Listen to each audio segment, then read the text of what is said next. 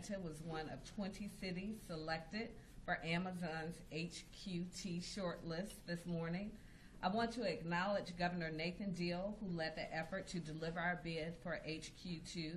Also want to acknowledge and thank my predecessor, Mayor Kasim Reed, for his leadership and close collaboration with the state to help craft the bid that was submitted on behalf of the City of Atlanta and the state as a whole. I want to thank Commissioner Pat Wilson, head of our State Department of Economic Development, and his team for his outstanding work on the bid, and of course, Hala Matamag, our CEO of the Metro Atlanta Chamber of Commerce. The Metro Chamber was an outstanding partner to the city and to the state as we crafted our bid, and her team deserves recognition for their work. And also joining us this morning is our very own Dr. Eloisa Clementich, CEO of Invest Atlanta. She deserves special recognition for her leadership as well and all of the work that was done on behalf of Invest Atlanta to help get us to this top 20 list. So thank you so very much. This is truly a collaborative effort, and I believe our success is a direct result of our teamwork and our willingness to focus on results. The city worked very closely with the state to develop a competitive bid that represents our strengths. Atlanta is the economic center of the 9th largest metropolitan area in the country and the 8th largest economy. We have leading universities, including the Atlanta University Center, now Emory University, and also Georgia Institute of Technology, which we know is producing some of the country's and world's leading young scientists, engineers, and entrepreneurs. Our workforce is highly educated and nimble and has an enormous amount of experience in working with established tech sector companies. The Atlanta region is home to financial technology and cybersecurity companies. Our startup ecosystem is growing and thriving and continuing to support entrepreneurs throughout our economy. I also want to thank the visionary leadership of so many of our past mayors who have made it possible for us to have one of the largest transit systems that we have today, and that is MARTA.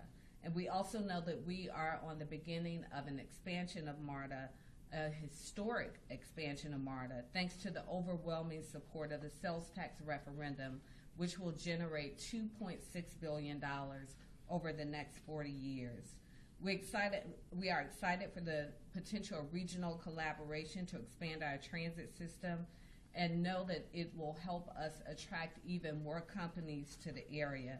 And also, we can't stand here today and not mention Hartsfield-Jackson International Airport, the world's busiest and most efficient passenger airport. Because of its connectivity to 80% of the nation's GDP is within 2 hours of Atlanta. It offers direct flights to so many cities across the country, including the West Coast, and also to international cities across Europe, Asia, and Africa. We also know that Atlanta is a hub for major interstate highways and railroad networks, and so many of these things that are transit-oriented really speak to the high quality of life that we're able to have in the metro area at such a relatively low cost. Also, we can't stand here and not mention our beautiful tree canopy in this city, and also the culture that our city has to offer to so many people looking to move to the region.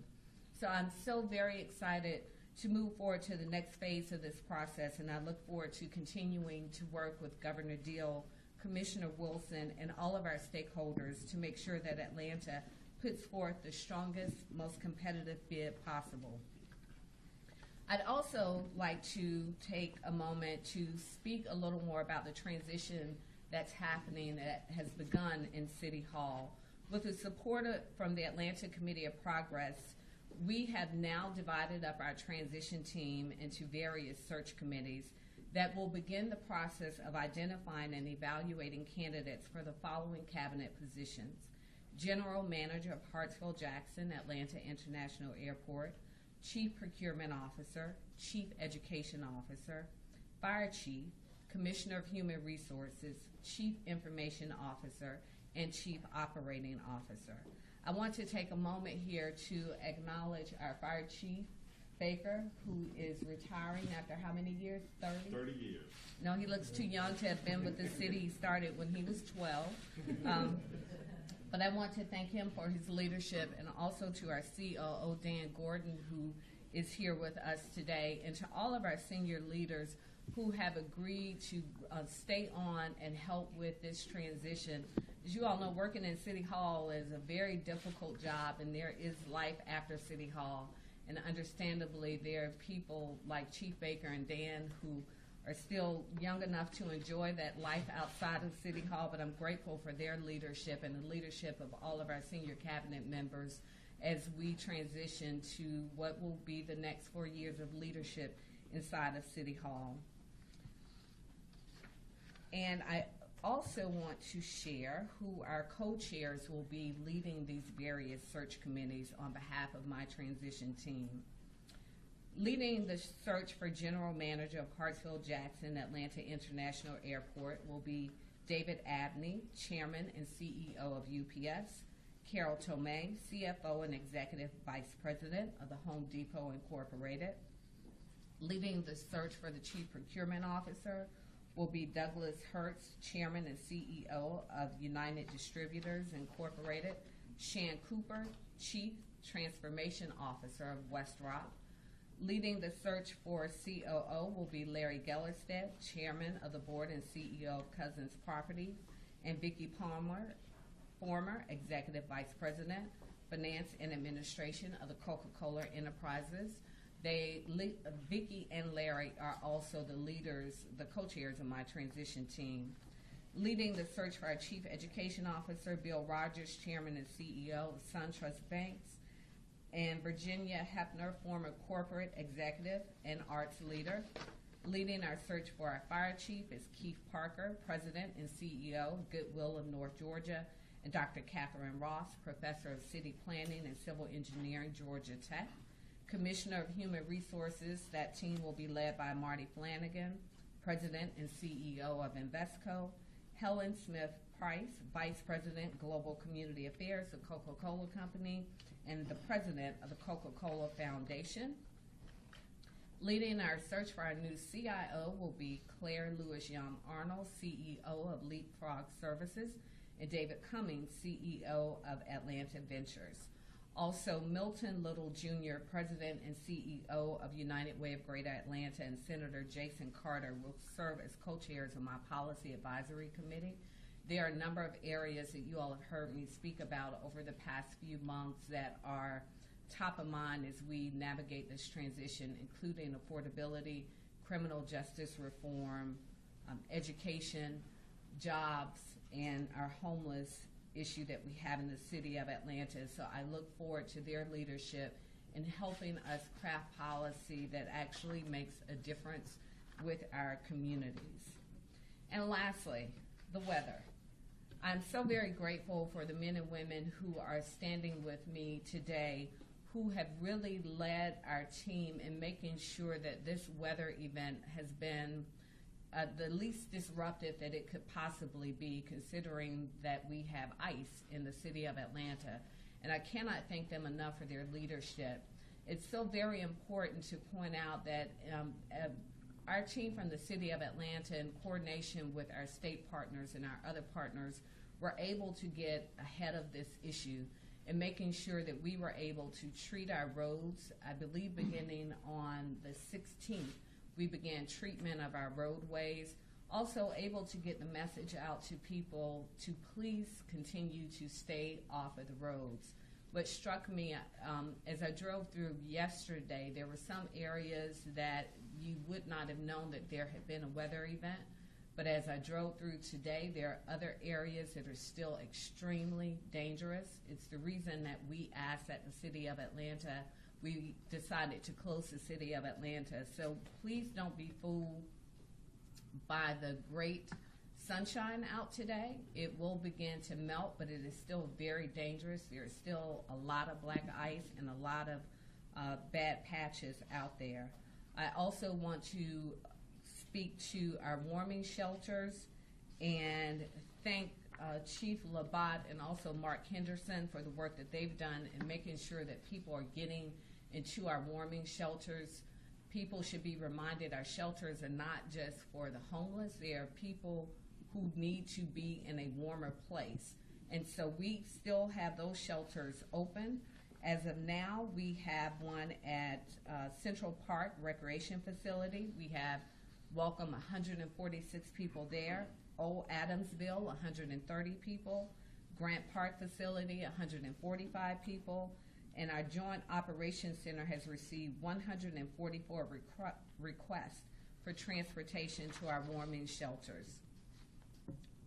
Our DPW crews have been working in conjunction with our other partners across the state in 24-hour shifts to ensure everyone's safety. Also want to take a moment to offer condolences to the family of the GDOT worker who lost his life this morning working to keep people safe. And again, this is the reason that we need to stay off of the roads unless we absolutely have to be on them. Because not only are you putting your safety at risk, but you are also putting the lives of others who will be called upon to assist you at risk as well. In total, 1,444 miles have been treated in the city of Atlanta. DPW has treated 103 priority 1 and 2 bridges. And also we've made sure that areas around our critical facilities, such as hospitals, have been treated as well. Finally, if there's anyone out there who is still in need of transportation to a warming shelter, that telephone number is 404-546-2710, 404-546-2710. We will continue to monitor the weather. We are expecting that the warming trend will continue, and as temperatures rise above freezing, we will certainly make determinations as to what will happen on tomorrow, but as of now, we are anticipating that we will be open and ready for business on tomorrow. And with that, I will answer any questions that you may have. Bonnie, after you talk about Amazon, did you get an official notification, or did everybody kind of find out at the same time? I did not get an official notification. I was notified by my internal team, but very happy to receive it. Do you know if it's the city of Atlanta or if it could be all of Metro Atlanta at this point? And I will let, I'm going to ask Dr. Clementich to speak further to that, but we know that the bid was not just submitted on behalf of any one city, but on behalf of the state as a whole, but I will let her answer that question. We worked very closely with the state, and several other cities did, so I assume that it was a state bid response. Can you talk about why, sorry, can you talk about how Atlanta, why we have an edge among all the other cities? There are a couple other southern cities in there. Why are we a better fit for Amazon than they are? I think the mayor did a great job of highlighting what those were, including transit, transportation, and our workforce, quality of life. Those are main things that Amazon's looking for. Is they want a place where they can hire great individuals and they have a great quality of life. And what a better place to be but Atlanta. What can you share with taxpayers who say that they should know what the tax incentives and the financial commitments are? At this point, we're at the very beginning stages of the process, so we'll know more as we walk down this road. But you've already made it to the short list, and you've already proposed some commitments, some tax incentives, perks. For taxpayers who say it's their money, if you're proposing that, they should at least be in on the basic details. I think that those details will be forthcoming. I think that any time that we are looking to attract, whether it be a company, whether it be a Super Bowl, that there are things that have to be, that we have to keep close to continue to make sure that we are competitive. But the governor has made it very clear that anything that will need to be approved on behalf of the state will be done in a special session, and there will be ample opportunity for the public and for lawmakers to weigh in on with that. Respectfully, there were some complaints about the response to secondary streets with the snow yesterday. We had the blackout at the airport, and then there were also more issues at the airport yesterday with some TSA workers not coming in and long lines. Do you worry that that could affect the Amazon bid and the city's reputation as a whole? No, I'm not concerned about that. We have to remember this is Atlanta and we are the South. So we are not a northeastern city in terms of the amount of snow that we get, and certainly our response is a little different. What you saw happen with the airport is what we saw happening across the city. There was difficulty in people getting to and from work, but I think that the airport and our airlines prepare for situations like this, and it is a weather event. We can't control the weather. But I think by and large, when you look at the number of weather events that we have that negatively impact our airport, I think that it's minuscule and to be expected. Does the airport have enough contingency plans to deal with whatever comes its way? Oh, certainly, certainly. And you look at airports across the nation, I don't think it's unusual for airports to be impacted by weather, whether it be severe weather that's actually shutting down the airport, or if you have a situation like this where weather is impacting people who work in the airport. I think that's to be expected a few days out of the year. I think if it were an impact on our bid, we wouldn't be standing here today as a finalist. Mayor, you mentioned the search for a new chief procurement officer. Can you tell us your reaction to the new revelations over the past week about Adam Smith, and whether, for instance, it increases your resolve to have an effective ethics and transparency plan? It certainly does, and that resolve has not changed. Adam Smith, as I've said before, it just really highlights for so many of us that you can't put your trust in a person. We have to have a process in place. And that's the reason I am looking outward as we look at what we will do in City Hall to give confidence back in our process and make sure that our process is not just great by government standards, by all accounts, that we have a very thorough, well-vetted procurement process. It's the reason I'm looking to external partners. I'm looking to corporate leaders. We are looking to people who have worked in this area in any number of levels, including law enforcement. I mean, we will be bringing in we will bring all resources to bear to make sure that as we revamp our procurement process, it's above reproach. You're talking about bringing in people from outside to be part of the procurement process, the ethics and transparency program? Certainly, and to help us create a model within City Hall that then put us in this position again. You know, the interesting thing, and I know that you very closely followed what's happening with Adam. Adam was brought in to do just that, because by all accounts, Adam had a stellar reputation. And again, it's a reminder that we can't put our trust in a person. It has to be in a process, and a process that's above reproach. And that's what I'm continue to be committed to as mayor of this city. What are the features of that process that are locked in your mind right now?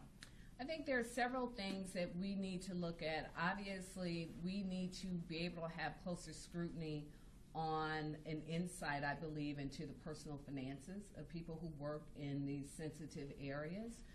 It will remain to be seen, you know, what the lawyers have to say about that, but that's my personal response to it.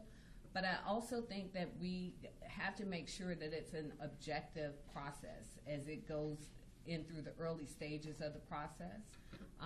And, you know, again, by all accounts, as we are waiting to see exactly what the FBI investigation comes up with, we'll know whether or not this was an issue with our process or an issue with a person. But either way, the fact that we are still talking about procurement and that there are concerns about how the city of Atlanta deals with procurement means that changes have to be made to restore confidence in that process. Mayor Bottoms, can you talk a little bit about Amazon and affordability? As you know, there's people who worry that such a big new employer with these big salaries would contribute to Atlanta's affordability problem. I think when you look at Amazon and you look at the number of small businesses that Amazon supports, and you think about Amazon and you think about the layers of people who will come to work for Amazon, it's not just people who will be corporate executives, but you'll have warehouses, you'll have administrative staff. So I think that there are layers of people who will have an opportunity to be a part of this amazing company. And our affordability issue in Atlanta is not an issue related to Amazon or any of our other Fortune 500 companies. It's an issue that we are facing in the city and that many cities are facing across the country. That we have to make sure that as our city grows and our city prospers, that we remain a city that is a city for everyone, regardless of your income. It's the reason I've talked so much about affordability during the course of this campaign. It's the reason that on Tuesday, I asked that legislation be introduced to create a commission to look at affordability, and it's top of mind. And the interesting thing about this affordability conversation, it's not just a conversation that people are interested in who are seeking to live in the city of Atlanta, but our companies are worried about it. We have businesses at the airport who are concerned about affordability because they have to have people who live in the city who have the ability to get to and from work. And so it's top of mind for so many people, and I think it's something that in the Atlanta way we can truly be a model, but that's an issue that we are grappling with as a city. And I think that anytime you talk about bringing jobs to a city, I think that it will go a long way to help address many of the issues that we're facing. Mary, how do you see your role in attracting Amazon? I'm sorry? How do you see your role in attracting Amazon?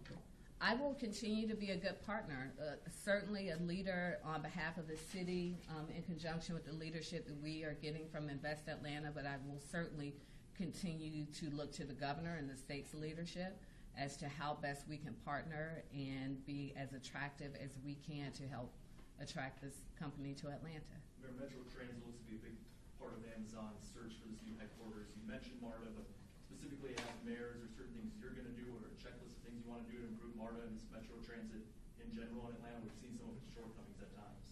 Sure, but we also know that as we have had shortcomings, as we're having this discussion about MARTA and expansion, that we've had our most success when we are working with our partners. And so the good thing about what we're talking about with expansion with MARTA, we see that we're doing some phenomenal things inside of the city of Atlanta, and our metro partners are starting to pay attention and I think really appreciate what it means for the region as a whole. So we'll continue to be a leader and a partner with that along with ARC. Yes, Steve. Very, so to speak, by the snow was the fact that the city introduced legislation to give back properties to APS. Can you talk a little bit more about what your expectations are there? Certainly. I am very glad to be working and communicating quite frequently with Dr. Christoffen on any number of things. We exchanged messages multiple times over the past few days about where we were with the weather and what our decisions would be, and also as it relates to the school deeds. We know that this has been a very highly discussed topic as it relates to the 50 properties with APS. I had a meeting with Dr. Christoffen. My commitment had been that we would turn over those properties. We've spoken several times. We met last week, and on Tuesday we introduced legislation that would begin that process. The part that we have to do now as this legislation goes through is just make sure that on our end we verify the property lines, et cetera, because we know that some are connected to city parks, and making sure that we're turning over what belongs to APS and keeping what belongs to the city. But I think that this is just a first step and hopefully a signal on behalf of my administration and the city that we want to be good partners with APS and ready to move on to the important partnership that we need to have. Mayor, Bob, can I ask one last question about the weather? You mentioned we're a southern city, we're not necessarily used to this kind of snowy weather. We've had 2 days like this.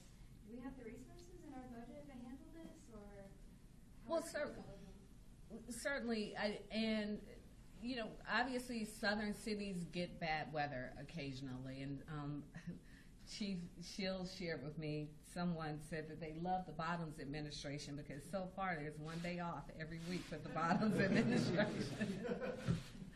Hopefully that's not a trend. But we know that over the past few years we've expanded our resources, and we will continue to take a fresh look as to if we need to continue to expand. But again, these things happen, and they happen in Atlanta, and they don't happen often.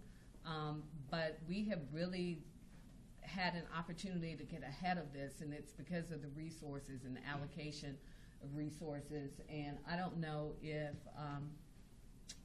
William Johnson, who is our Deputy COO and also Head of Public Works, would like to speak to this, or Deputy Chief Slaughter would like to speak to it more in terms of what we've done and where we are with resources. Good afternoon. In terms of resources, we have deployed ahead of the storm all of our resources and laid down brine, kind of pre-treating all of the streets in advance because of the nature of this storm and the temperatures that followed. Once the snow hit, it wasn't going away, so we quickly transitioned to salt. We also supplement our resources with contractors, so we've deployed a number of contractor resources and continue to work around the clock on continuous 12-hour shifts, 24 hours a day, even through this afternoon, to get those final ice patches and to make sure that as we have melting, it's mixed with salt so that it doesn't refreeze overnight, and we'll be able to hopefully go back to normal operations on tomorrow.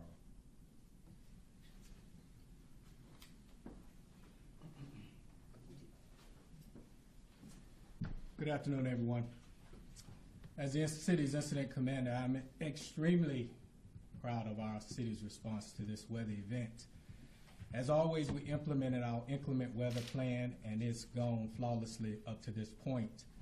We always handle these types of incidents in 3 phases: preparation, response, and recovery.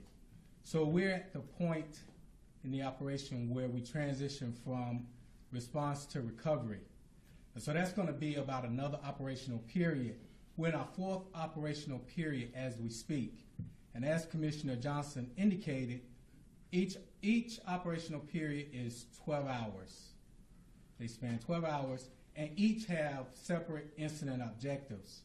So in the recovery phase, we're going to look at replenishing those items that we've used during the response phase and returning to normal business operations. Any questions related to the handling of the incident? The weather event, rather?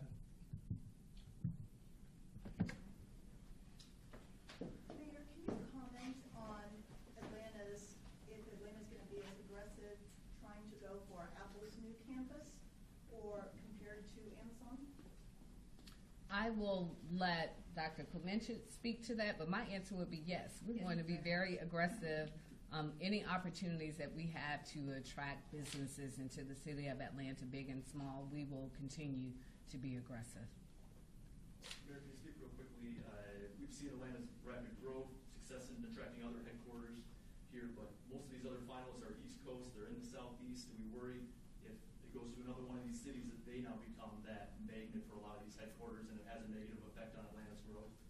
I'm not concerned about that at all. I think as we look at Atlanta's place and space and we see that we are really pulling away from the pack, you know, at one point there was a lot of conversation on Atlanta or Birmingham, Atlanta or Charlotte, and every time Atlanta rises to the top. So I think that that will continue, and I had a very good conversation last night. There were several CEOs at the opening of the Chick-fil-A at the West Side yesterday evening, and what Dan Cathy shared with me on yesterday is that so many CEOs find Atlanta attractive because there is a cooperation and a working relationship with our city and our corporate partners that you just don't see anywhere else in the country. And I think it's the reason we have been, so many companies have found Atlanta to be a desirable place, and certainly I'm sure that corporate CEOs share that with other corporate CEOs, and here we stand. So we will continue to make sure that Atlanta is a welcoming place and making sure that we continue to be a good partner. When I was out covering snow coverage, I noticed a lot of police officers out of their vehicles, assisting vehicles to be pushed from being stuck and things like that. Was that new instruction? Was that always procedure? I will let Chief Shields speak to that. Our officers are always helpful in ways big and small, but again, this is a reminder to people that when you venture out especially when we've asked that you are not only putting yourself in danger, you're putting our public safety personnel in danger as well, because I don't think there's an officer in this city who will not try and help someone who is in need, whether that means pushing a car or providing any type of other aid. But I will let Chief Shields speak to the specifics of that. Thank you, Mayor. No, there wasn't a new direction. I think, it is frustrating, as the mayor touched on it. We got the GDOT employee who's killed. We had an officer pinned under a vehicle, who thankfully is all right. We had 261 accidents since the storm began, so we really are appreciative when people heed the advice to just stay off the roadways. But no, the expectation is that our officers would assist people. So thank you. Last question? Well, thank you all, and have a great day, and have some cake on me for my birthday. Thank you. Thank you, Mayor. Thank you.